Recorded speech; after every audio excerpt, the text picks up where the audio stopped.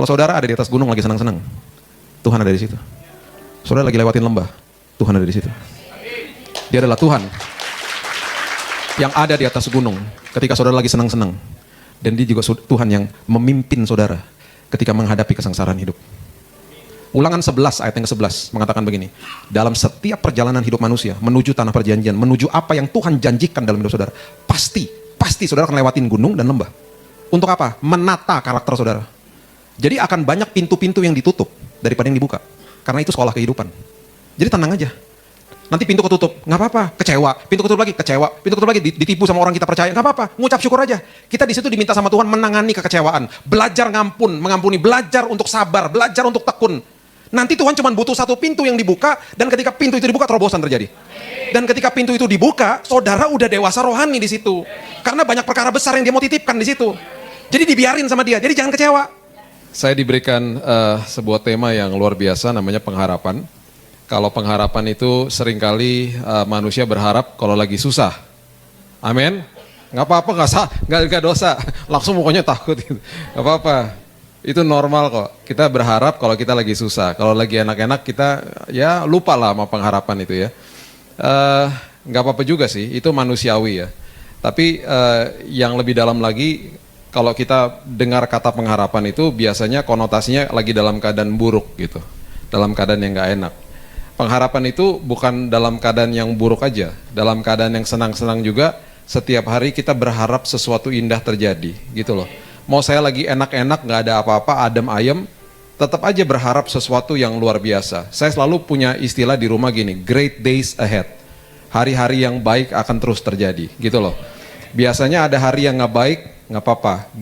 Great days ahead. Jadi days banyak hari-harinya.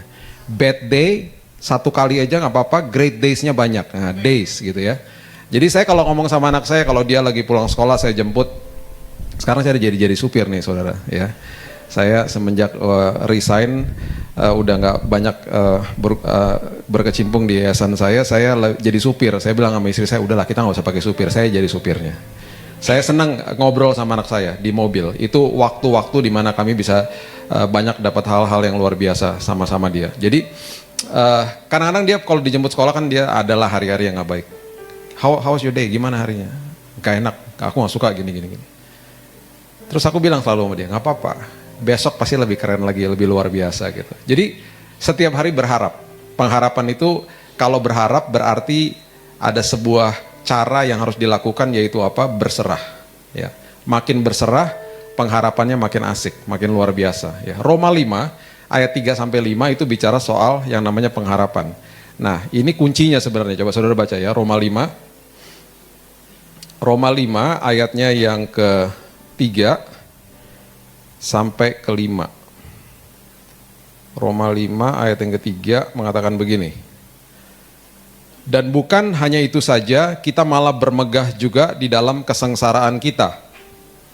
Ini kata bermegah di sini boasting. Artinya kalau diposturkan dengan tubuh ya, Paulus nih lagi kasih tahu bahwa kalau lagi ada kesengsaraan tuh ditantangin sama dia kayak gini nih.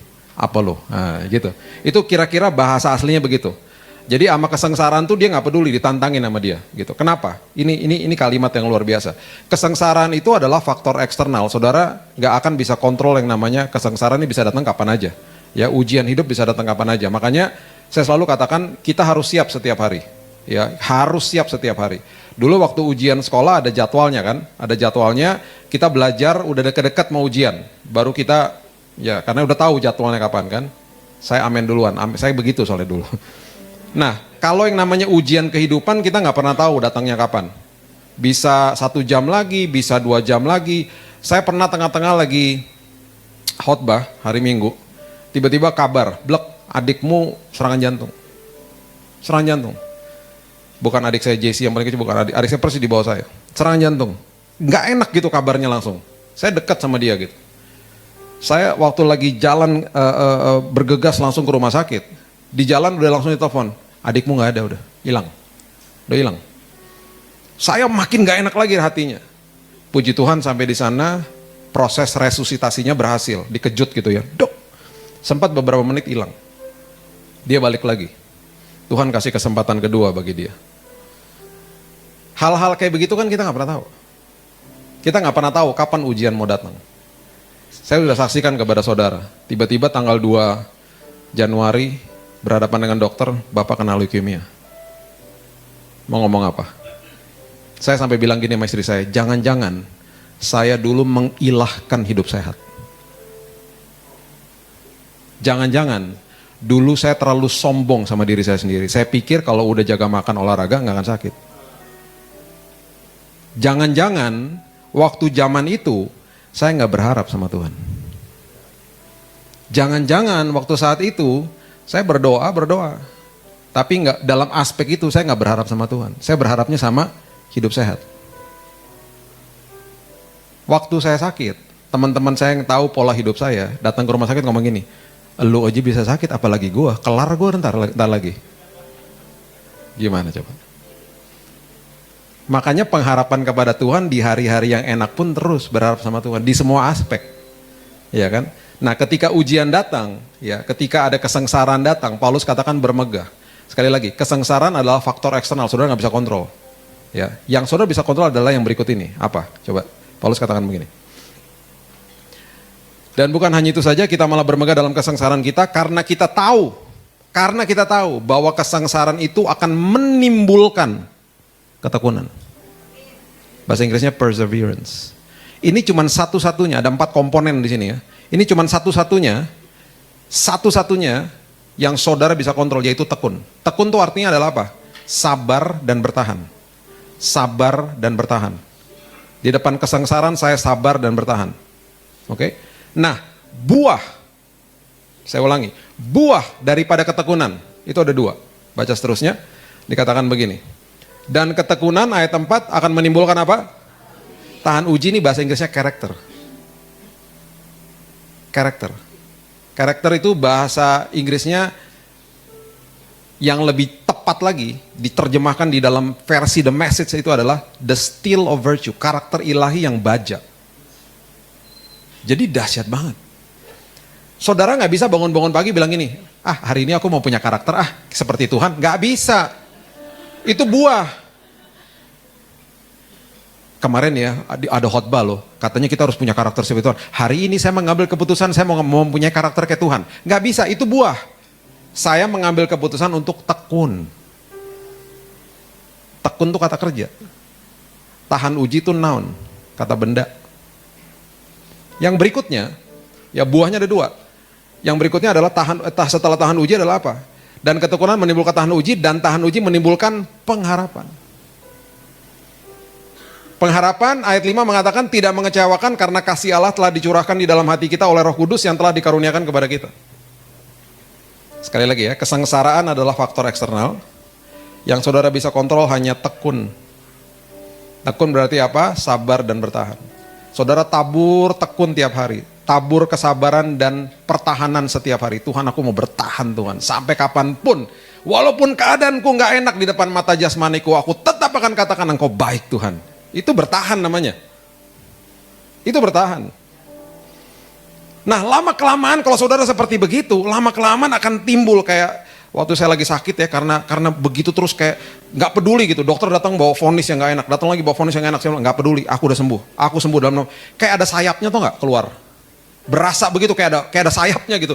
Berikutnya ketika dokter atau suster datang kasih kabar-kabar yang nggak enak, seperti nggak ada ngaruhnya, biasa aja gitu.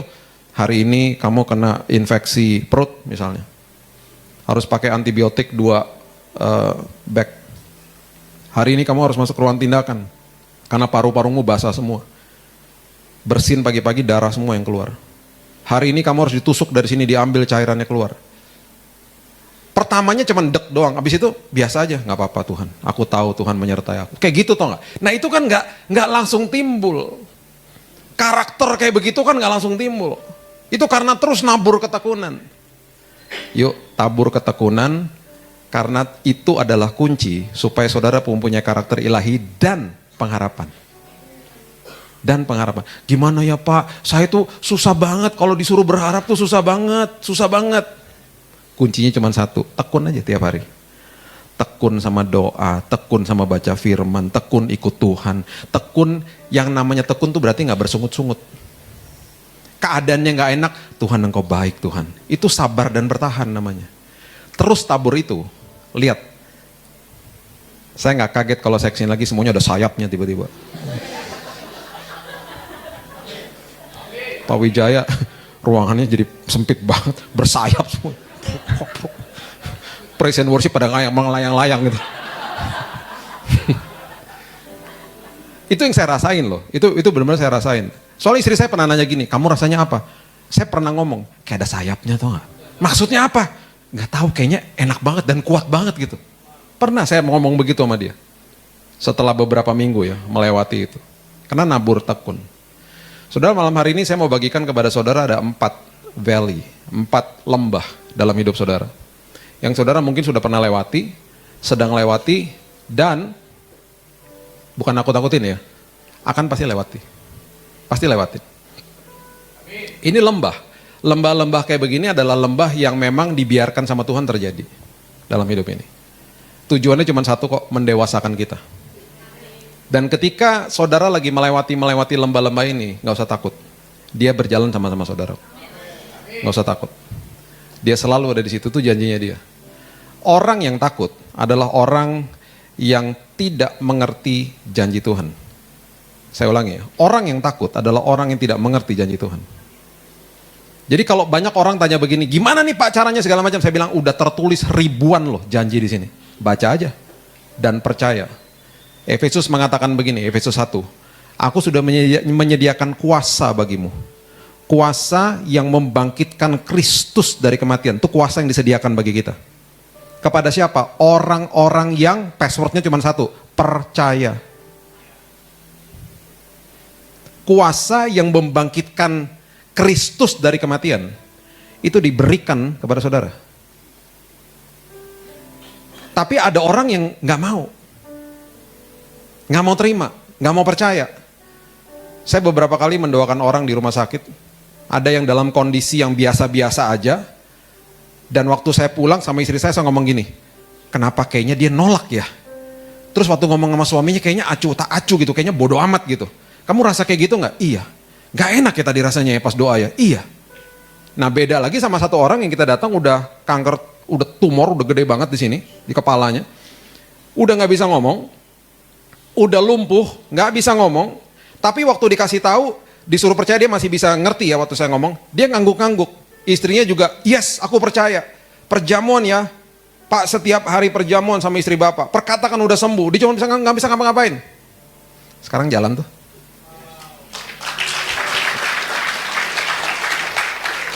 Sekarang jalan, udah bisa ngomong, udah bisa nulis. Dan saya udah janjian sama dia, nanti ngopi ya bareng-bareng. Lumpuh loh, lumpuh. Dan waktu dicek terakhir, tumornya tinggal segini. Dari yang segini, mengecil. Dan progressing. Yang tadi saya bilang acuh tak acuh dan kondisinya kayaknya baik-baik aja, berapa minggu lalu meninggal. Jadi tinggal terserah sama kita gitu loh. Mau terima, mau percaya atau tidak, disediakan kok sama Tuhan. Kuasa yang membangkitkan Yesus dari kematian. 1 Raja-Raja 20 ayat yang pertama mengatakan begini. 1 Raja-Raja 20 ayat yang pertama. Ben-Hadad, Raja Aram, mengumpulkan seluruh tentaranya, 32 orang raja bersama-sama dia beserta kuda dan kereta. Lalu ia maju, ia mengepung Samaria dan memeranginya. Saya heran nih kalau baca ini ya. Kalau saudara pelajari pelajaran atau apa yang terjadi sama kerajaan Daud pada awalnya. Ini harusnya kalau mereka ngerti, mereka nggak akan lakukan ini. Ini dikepung sama 33 negara berarti kan. Ini kalau mereka mengerti apa yang terjadi sebelumnya, mereka nggak akan lakukan ini.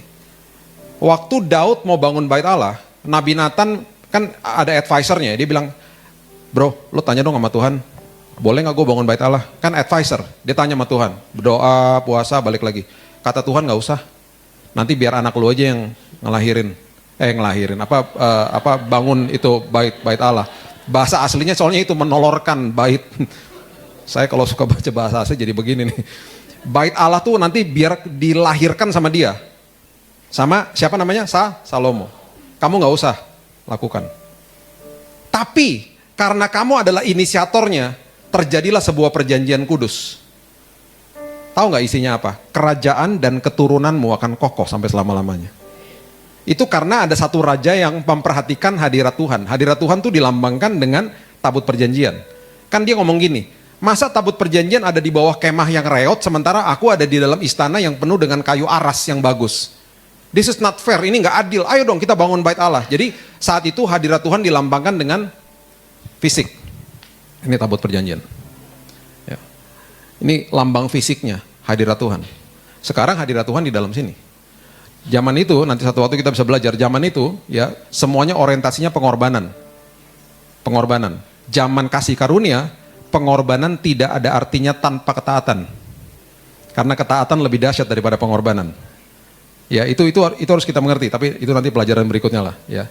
Itu harus ngerti. Jadi pengorbanan saudara nggak ada artinya tanpa ketaatan, karena inside out bukan outside in. Engkau melihat wanita sudah menginginkan, kau sudah sama dengan berzina.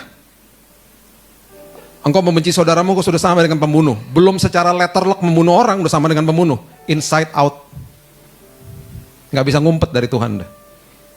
Ketaatan lebih dahsyat dari pengorbanan.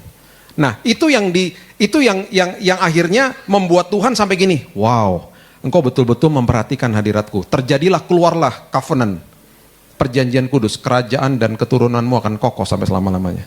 Nah, setelah itu keluar nih perjanjian itu. Tuhan kan adalah Tuhan, nggak bisa melawan apa yang dia sudah katakan. Dan setelah itu terjadilah bangsa-bangsa atau kerajaan-kerajaan di bawah keturunan Daud yang hidup dalam dosa, termasuk anaknya Salomo.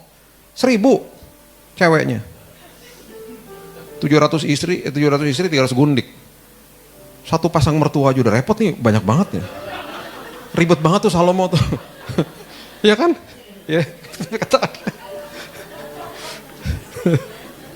Iya loh, saya kalau baca itu buset. Terus ya, bukan hanya dia aja, beberapa gitu loh yang hidup dalam dosa. Semua selalu firman Tuhan katakan begini, harusnya aku menghancurkan atau mengoyakkan kerajaanmu. Terus selalu ada kalimat begini, tetapi karena moyangmu Daud, aku luputkan engkau. Karena ada perjanjian kudus itu.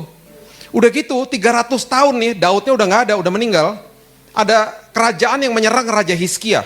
Ini Daudnya udah gak ada. Diserang sama bangsa Asyur. Mereka lagi berkemah di depan kerajaan Hizkia, besoknya mau diserang nih. Tahu apa yang terjadi? Tuhan mengirimkan malaikatnya dan 185.000 loh. Itu banyak banget, 185.000 tentara Asyur mati. Mati. Karena apa? Karena Daud, moyangnya. Kerajaan dan keturunanmu akan aku kokohkan sampai selama-lamanya. Sekarang yang jadi bangsa keturunan Daud siapa? Bangsa Israel. Harusnya nih ya. Siapapun yang mau menyerang bangsa Israel, baca tuh covenant dan lihat sejarahnya. Makanya nggak terkalahkan. Padahal yang percaya Yesus nggak sampai 5%. Tapi karena ada perjanjian kudus dari Tuhan, bukan sekedar mereka dikokohkan dan lawan-lawan mereka ditumpas. Bukan itu, hanya itu saja. Mereka menolorkan inovasi-inovasi yang luar biasa di sana. Ada tour ke Tel Aviv yang saudara hanya masuk ke dalam, bukan ke holy sites, tapi ke dalam perusahaan-perusahaan. Kalau saudara pernah berpikir bahwa yang melahirkan prosesor atau elektronik itu adalah Jepang, Korea atau Cina, salah. Mereka sistem perbankan yang paling top mereka yang lahirkan, sistem pertahanan mereka yang lahirkan semua di sana. Mereka nggak gembar-gembor, mereka main royalty. Mereka nyantai aja. Kayanya luar biasa. Mereka pegang yang namanya sistem pertahanan Amerika. Mereka yang memegang sistem perbankan dunia. Tapi gak ada yang tahu, nyantai aja. Karena apa? Keturunan dan kerajaanmu aku kokohkan selama-lamanya. Jadi ini, waktu nyerang begini, ya. Nih lihat, 1 Raja-Raja 20 ayat 23. Mereka nyerang di atas gunung. Ini yang terjadi. Pegawai-pegawai Raja Aram berkata kepadanya, Allah mereka ialah Allah gunung. Kenapa? Udah kalah nih, mereka nyerang di atas gunung dan kalah ya. Itulah sebabnya mereka lebih kuat daripada kita. Tetapi apabila kita berperang melawan mereka di tanah rata atau valley atau lembah, bahasa aslinya, pastilah kita lebih kuat daripada mereka.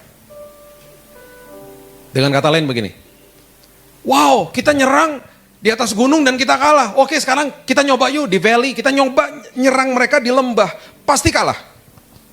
Tuhan dengar dong ini. Tuhan bilang, iya ampun. Udah lo gue kalahin di atas gunung, bro, mau coba-coba di atas bait. Tuhan akhirnya mengeluarkan statement lagi lewat perantaran ini. 1 Raja-Raja 20 ayat 28 mengatakan begini. 1 Raja-Raja 20 ayat 28. Maka tampillah abdi Allah dan berkata kepada Raja Israel, beginilah firman Tuhan, oleh karena orang Aram itu telah berkata, Tuhan ialah Allah gunung dan bukan Allah dataran atau Allah valley atau Allah lembah.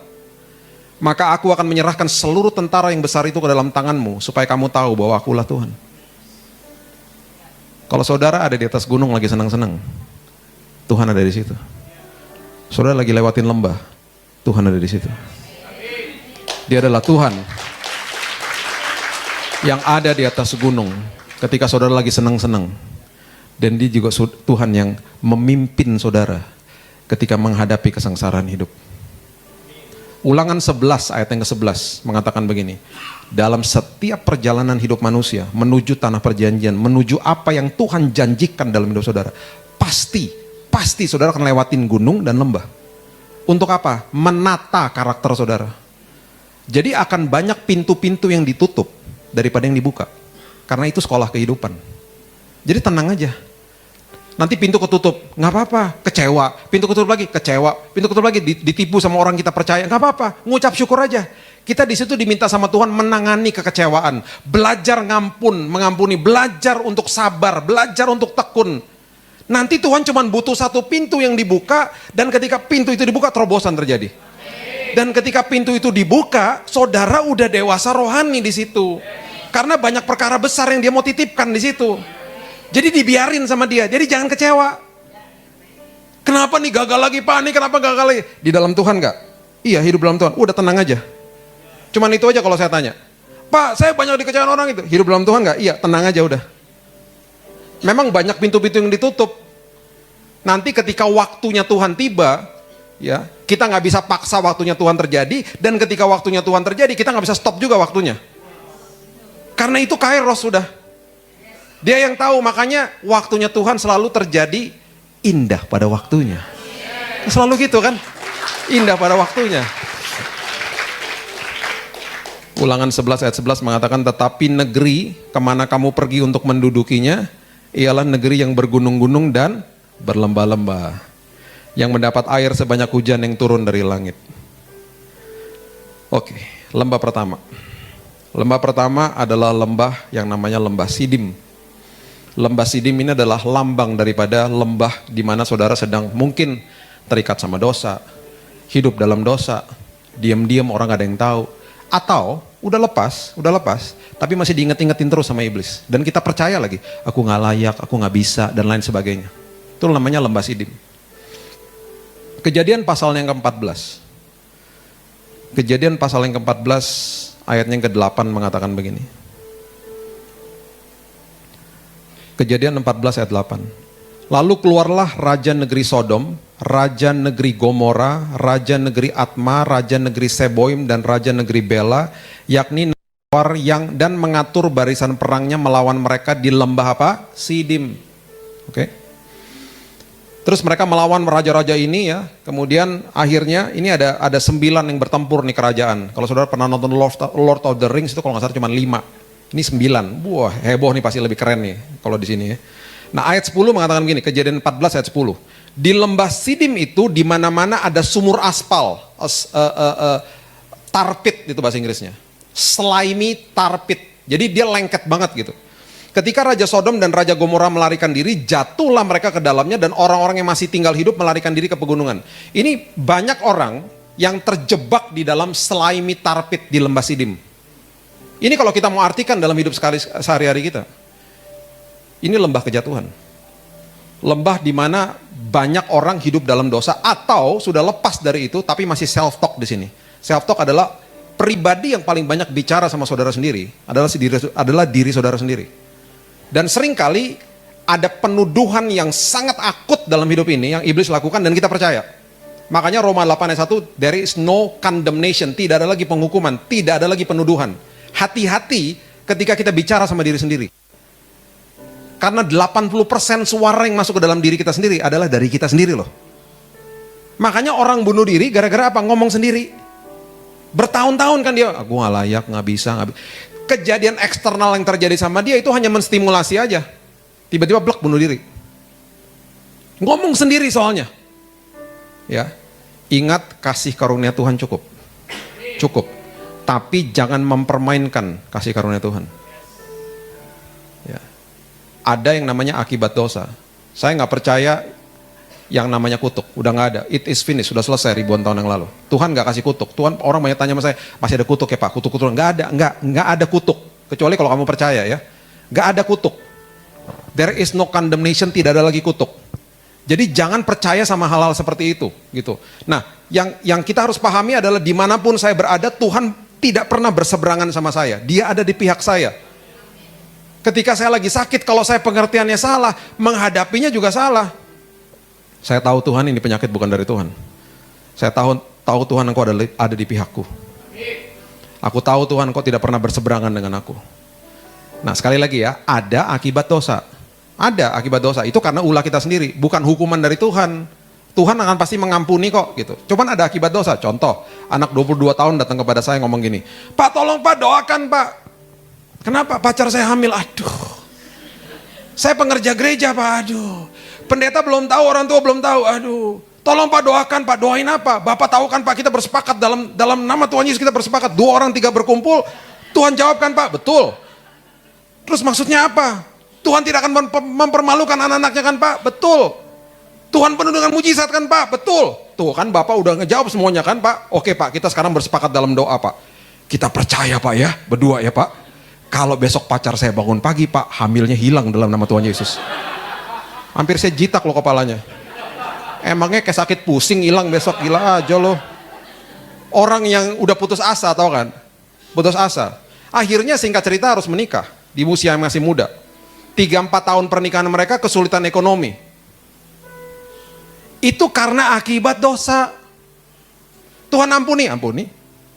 Kasih karunia cukup kok. Dia mati ribuan tahun yang lalu untuk dosa kita yang akan datang. Tapi jangan mempermainkan kasih karunia. Oh berarti kalau gitu I have the license to sin. Berarti saya punya sertifikat untuk berdosa dong Pak. Enak aja, berarti kamu tidak menghargai Tuhan. Dan ingat ada akibat dosa loh.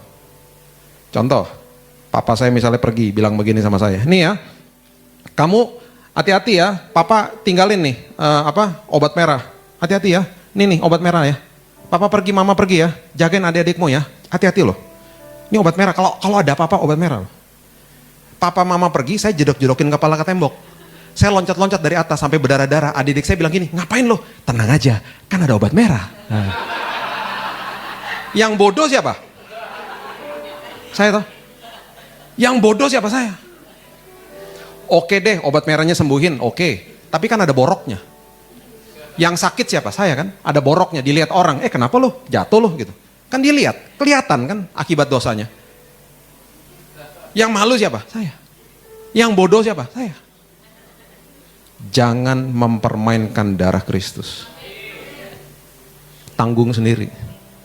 Udah tanggung sendiri, terus kita ngomong gini, lagi bayar harga Pak, Tuhan lagi hukum saya Pak, akibat dosa, jangan sosok rohani-rohanin deh. Akibat dosa tuh namanya. Lembah Sidim. Ya. Lembah berikutnya, yang kedua, namanya lembah Eskol. Bilangan 13 ayat 23 mengatakan begini. Bilangan 13 ayat 23. Ketika mereka sampai ke lembah Eskol, dipotong merekalah di sana suatu cabang dengan setandan buah anggurnya. Lalu berdualah mereka menggandarnya menggendongnya. Itu saudara bisa tahu ya, itu bukan susu dan madu aja loh, buahnya aja besar-besar di tempat itu. Juga mereka membawa beberapa buah delima dan buah ara. Lembah Eskol, ya lembah yang kedua adalah lambang pilihan manusia. Semua dari kita akan menghadapi ujian, cobaan, kesengsaraan, kesulitan. Semua dari kita. Ada yang menghadapinya dengan bermegah, ada yang ngacir kabur. Semuanya ngadapinnya sama kok. Sama. Kita punya lembah masing-masing. Di lembah Eskol itu adalah pilihan. Saudara mau bilang apa sama lembah saudara ini? Bilangan 13 ayat 27, saudara sudah sering dengar cerita ini, mengatakan begini. Mereka menceritakan kepadanya, kami sudah masuk ke negeri kemana kau suruh kami. Ya, Bilangan 13 ayat 27. Dan memang negeri itu berlimpah-limpah susu dan madunya, dan inilah hasilnya. Hanya bangsa yang diam di negeri itu kuat-kuat. Dan kota-kotanya berkubu dan sangat besar. Dan juga keturunan Enak telah kami lihat di sana. Mereka besar banget, mereka mengerikan. Memang tanahnya bagus sih, cuman ngeri loh kesananya. Yang mengerikan adalah ayat 33 sebenarnya.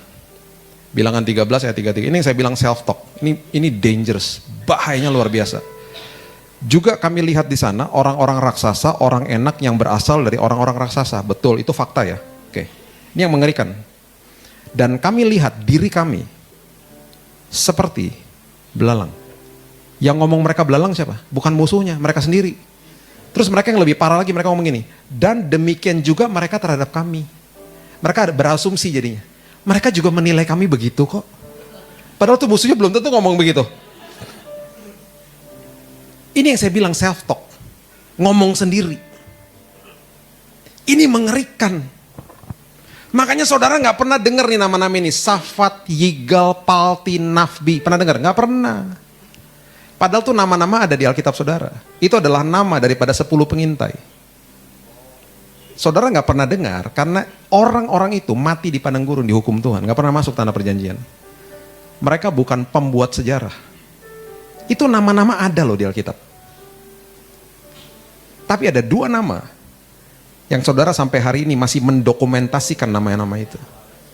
Joshua dan saudara masih kasih nama anak-anak saudara Joshua dan Kaleb. Tapi nama-nama yang tadi kita gak pernah dengar. Saya kan khotbah begini nih ya. Istri saya kan ada. Gak ada nama-nama kayak gini. Mana ada orang tua ngasih nama Safat, Yagil, Palti, Galdian. Gak ada. Tiba-tiba bulan lalu saya kenalan sama orang namanya Palti. Kaget loh saya.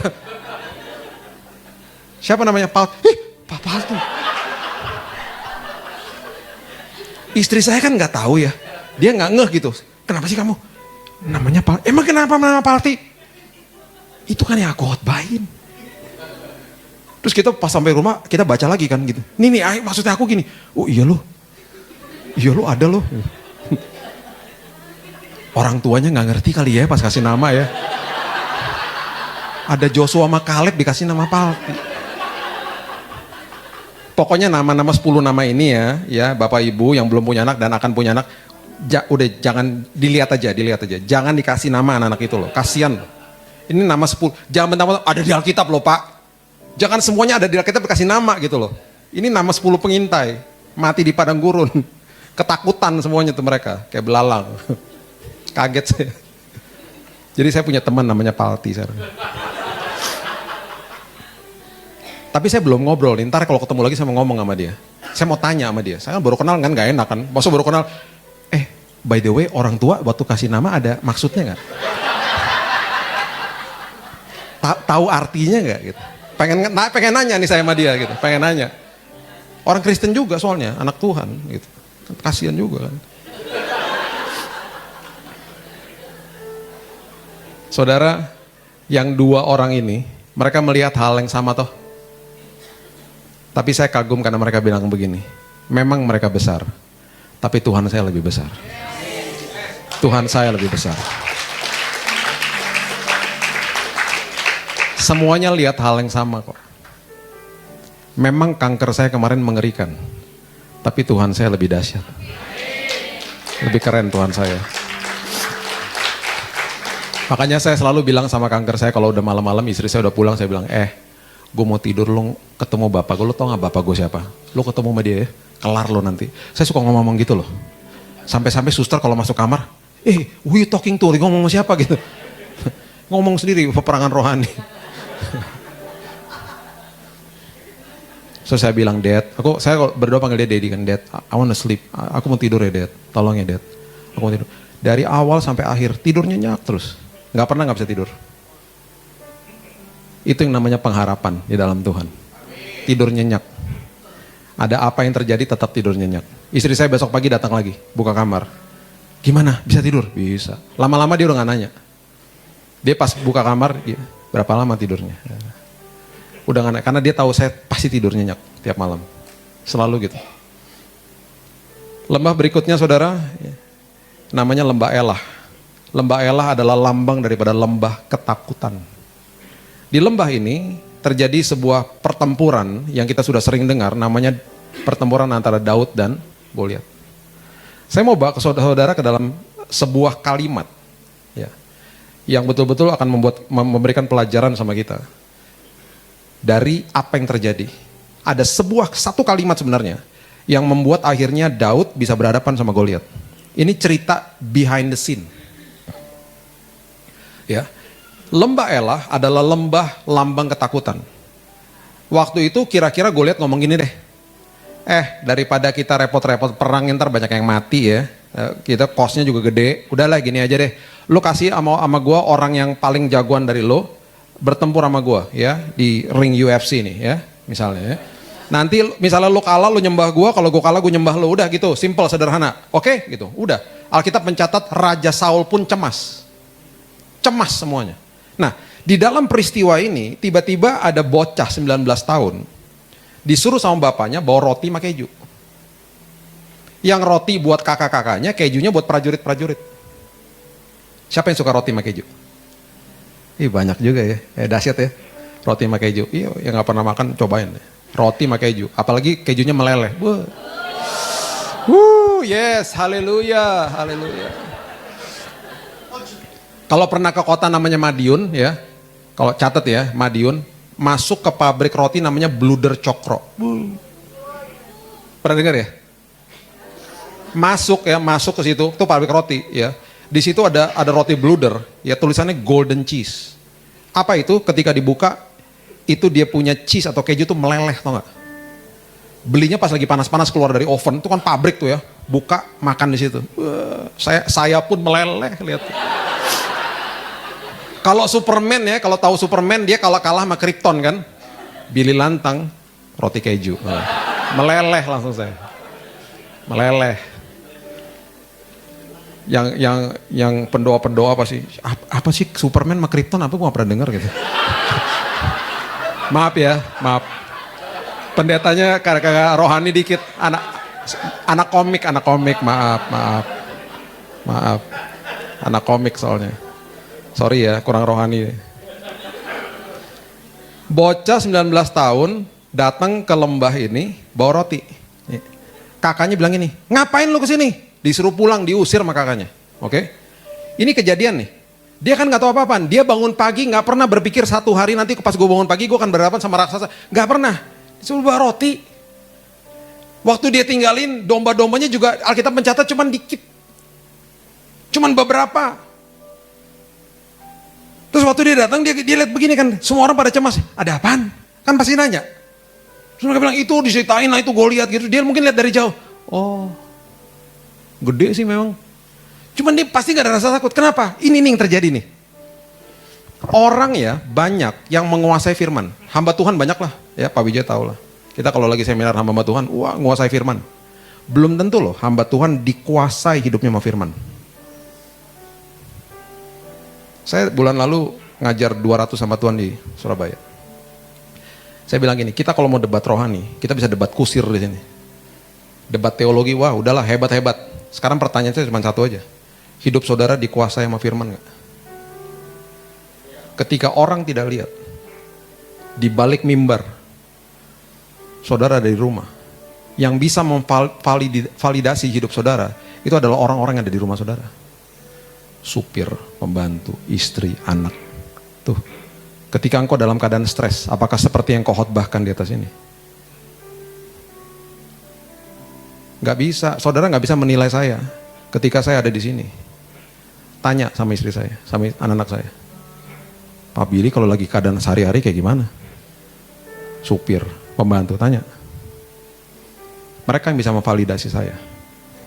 Karena setiap kali kita datang ibadah semuanya kan baik-baik. Ya kan?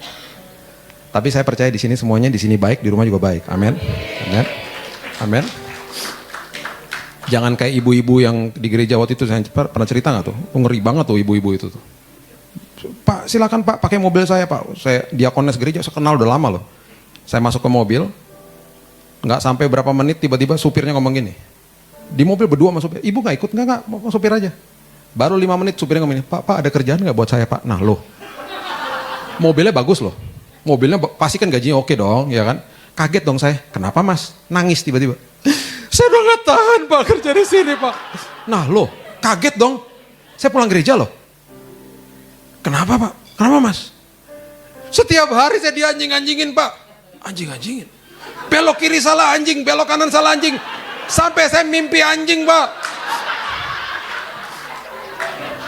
Kaget dong. Kaget loh saya. Sama siapa mas? Mas dianjing-anjingin sama siapa? Sama ibu yang tadi. Itu kan majikan saya. Saya bilang, lah itu ibu saya udah kenal lama loh mas. Dan ibu itu baik banget. Tahu dia ngomong apa? Kalau hari Minggu pak baik pak. Kalau udah hari-hari lain pak gak karu-karuan pak. Bapak kalau nggak percaya tanya sama pembantu-pembantu di rumah pak. Sampai anjing di rumah juga takut sama dia pak. Saya ya hari itu saya terganggu banget, saya terganggu.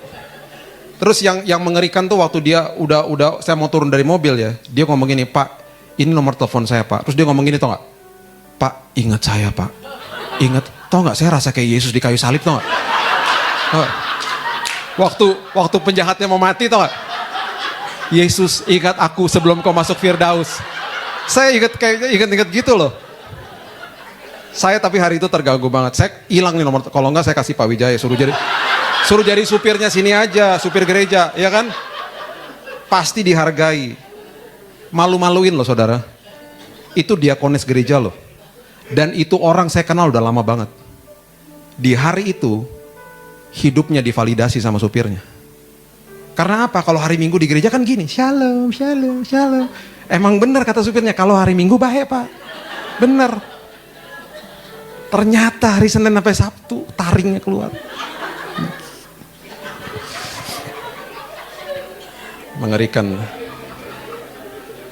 Ini saya bilang ya. Makanya Daud ya, Daud.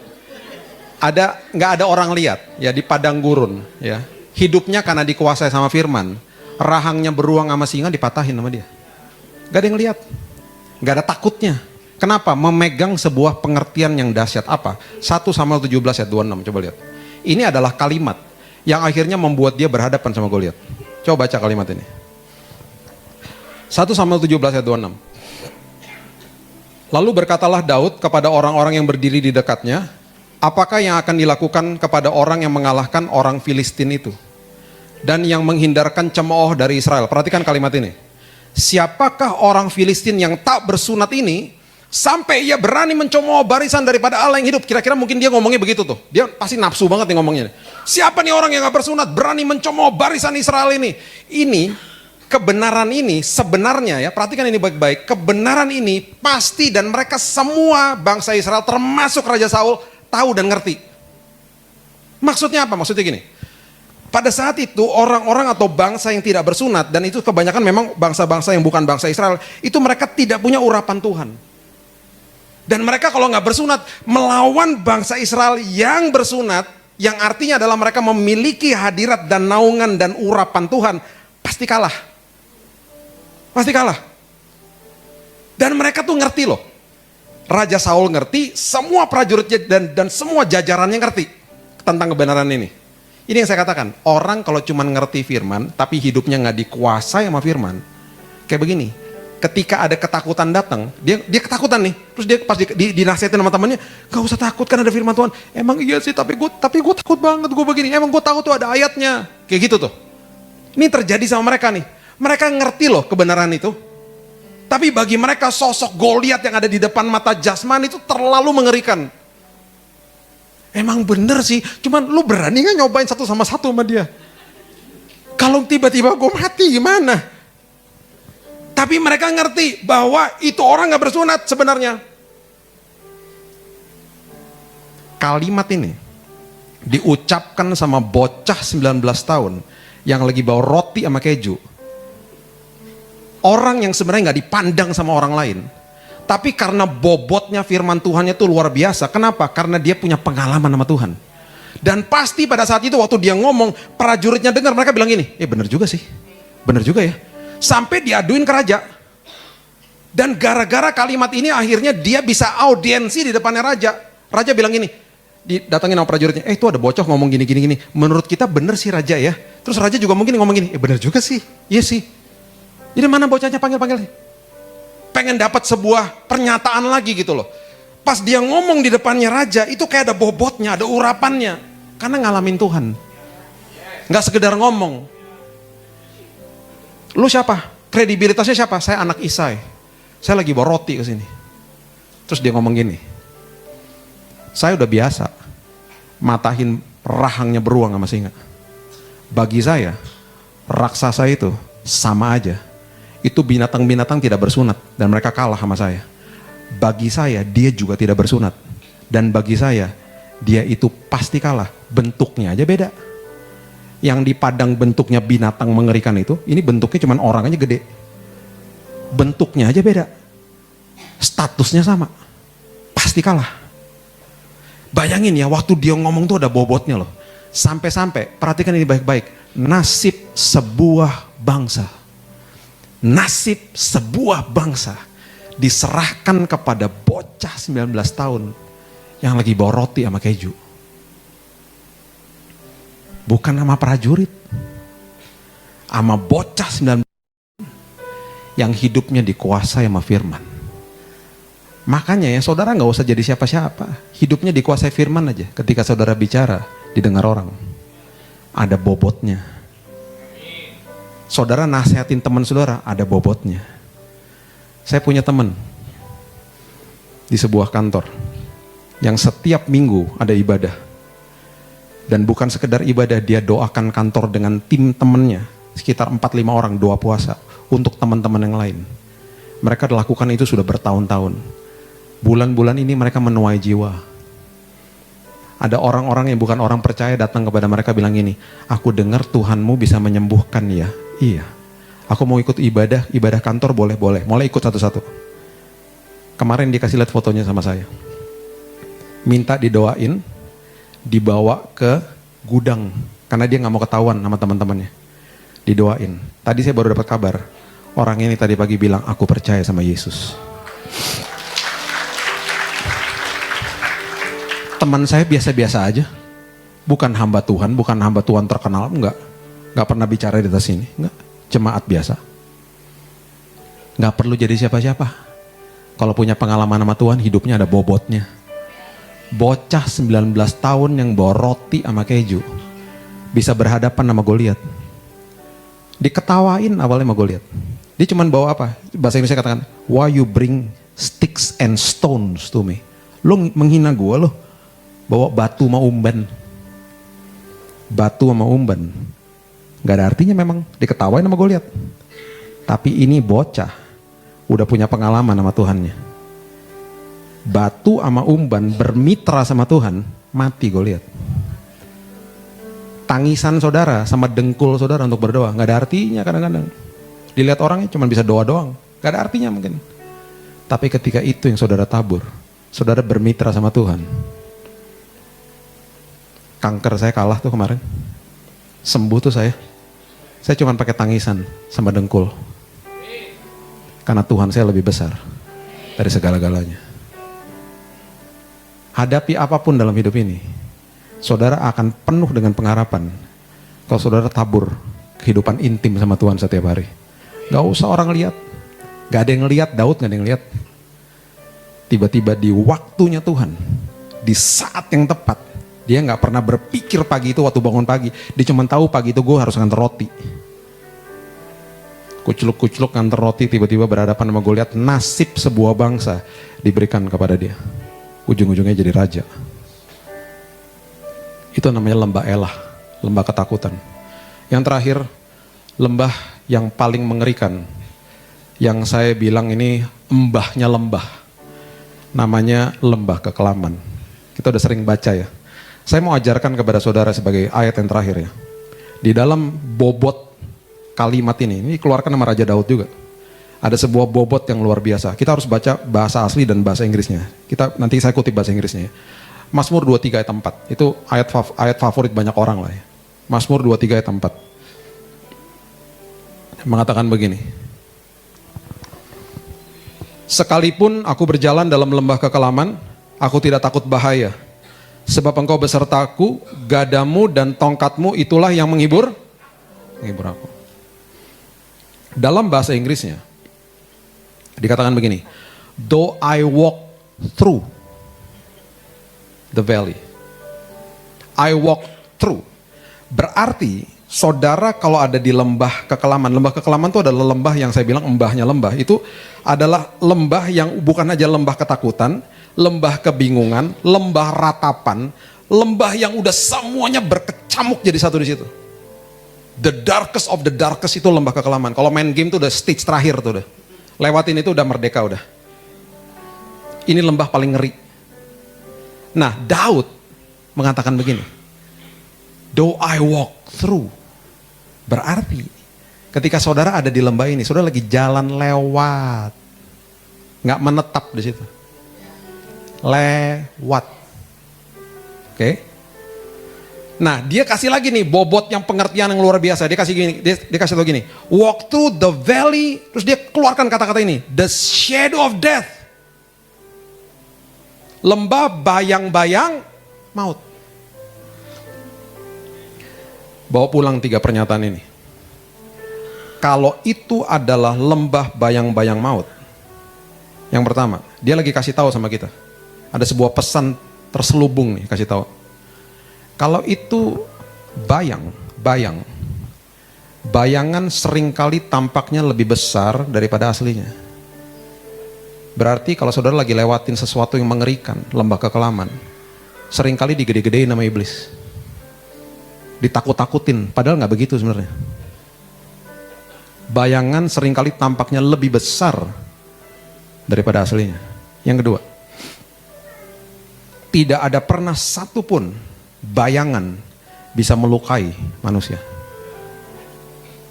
Nggak ada tuh bapak-bapak meninggal karena ditabrak bayangan truk. Nggak ada. Ada nggak? Nggak ada. Nggak ada. Makanya dia bilang itu bayangan kok, tenang aja. You walking through. Yang ketiga, kalau itu bayangan berarti ada indikasi cahaya di situ. Karena kalau nggak ada cahaya, nggak mungkin ada bayangan. Dan dia lagi kasih tahu bahwa kalau itu bayangan berarti ada indikasi cahaya Tuhan di situ. Dengan kata lain, Tuhan berjalan sama saudara. Saya kanan kiri saya meninggal, kamar kanan kiri meninggal. Kamar sebelah sana berteriak keluarganya. Lantai saya lantai kemo soalnya. Ada satu lantai lagi, satu kamar mau bunuh diri orang. Mau loncat. Karena badannya kesakitan. Saya berjalan dalam lembah kekelaman, yes. Tapi gak pernah sehari pun saya berjalan dalam kegelapan. Kanan kiri saya gelap. Setiap hari ada pelitanya Tuhan yang cukup bagi langkah saya, hari lepas hari. Gak pernah dikasih lampu sorot, gak pernah. Pelitanya cukup. Bagi saya, pelita itu, ketika saya tahu itu pelitanya Tuhan, walaupun kecil, itu cukup bagi saya. Cukup. Harusnya itu cukup bagi saudara. Karena itu indikasi dia sedang jalan sama saudara. Walaupun kecil pelitanya, saudara cuma bisa lihat hari lepas hari. Hari lepas hari. Seringkali kita bilang gini, gimana nih Tuhan, kita mau lihat ujungnya. Enggak, Tuhan gak kasih penjelasan apa-apa. Tuhan cuma bilang gini, gak usah minta penjelasan, minta pimpinan aku aja. Aku akan memimpin engkau. Udah, ikutin aja, ikutin. Makanya ketika melewati lembah seperti ini, seringkali pertanyaan-pertanyaan seperti ini keluar. Kenapa Tuhan? Kapan Tuhan? Mau kemana Tuhan? Bagaimana caranya Tuhan? Berapa lama Tuhan? Betul? Stop bertanya. Minta pimpinan aja. Nanti setelah keluar, kita lihat ke belakang, kita akan terkaget-kaget dan ngerti akhirnya. Oh gitu toh. Saya akhirnya sekarang ngerti.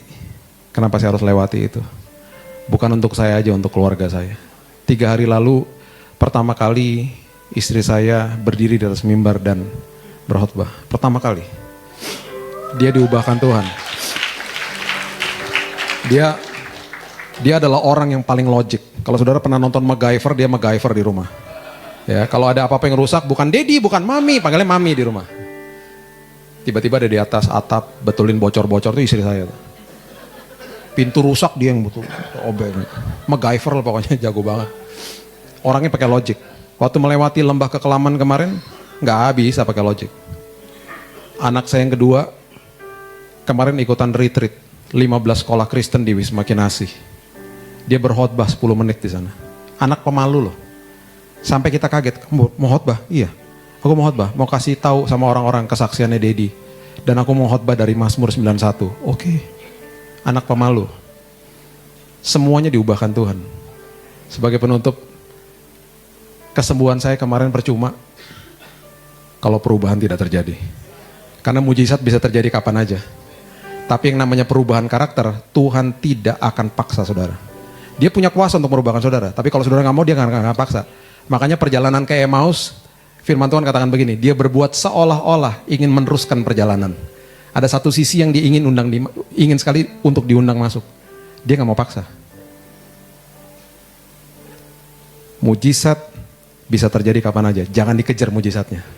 Pastikan saudara berubah. Saudara berubah, mujizat ikut. Berikan tepuk tangan kita untuk Tuhan.